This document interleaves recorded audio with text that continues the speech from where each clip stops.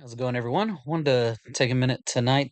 Weather has been absolutely crap here in Tennessee, and I've been getting sick anyway, so I figured tonight would be a good night to do some Holly software stuff.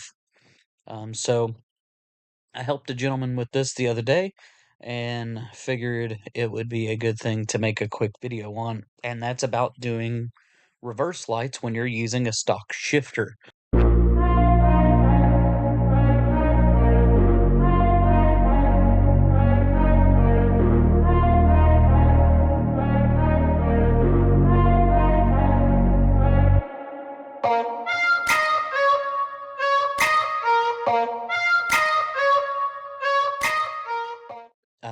So you can do obviously a micro switch or something like that. But if you want to do something that's software based inside the Terminator X, you will need the laptop software to do this and the USB to CAN cable. And we're going to assume that you are hooked up in the car and you are online. So we want to do that so we can monitor one thing. And if you come down here in this bottom window, you'll see that we have sensors here. And if you click this back arrow a couple of times, you'll see it pop up and say transmission. So the thing that we want to look at is this trans range position. Now, this doesn't make a whole lot of sense um, if you're not putting some thought into it, because this is going to be like 1, 2, 3, 4, 5. Um, Typically, depending on the shifter, this is in whatever manual range you have it selected as. So park is 0, and in a normally shifted vehicle, reverse is going to be trans range position 1, neutral would be 2, drive would be 3, so on and so forth. So put the shifter into reverse and see what this outputs. So we're going to assume that that's 1. So now we can disconnect from the car.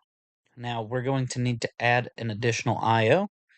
As you can see from here, I do not have the I/O config. So if yours is the same way, just click on this drop down for toolbox, add individual config, and I/O, and just the default.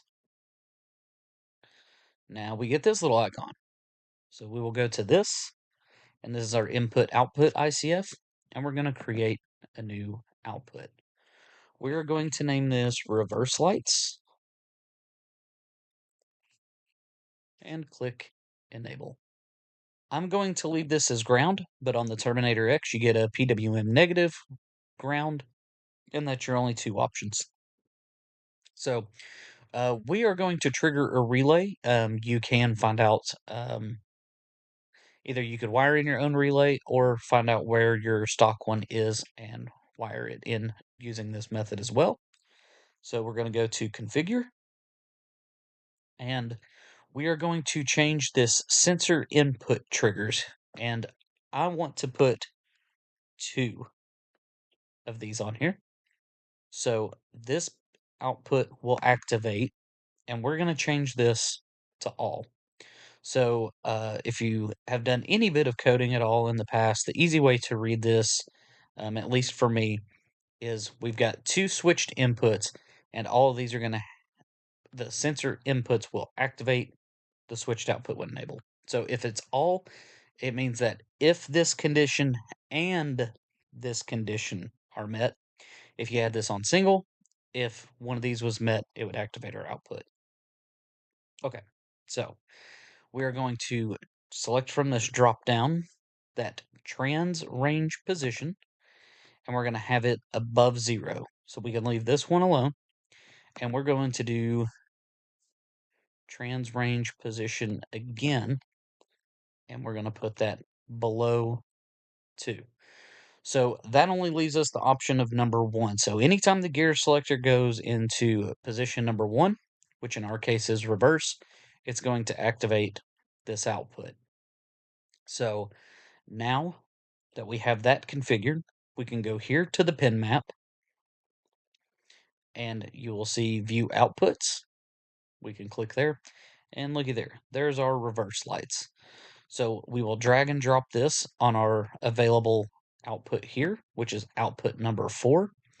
and you can refer to your Holly manual as to which wire color the output number 4 is, and this is what we would use to wire to our relay to work our reverse lights.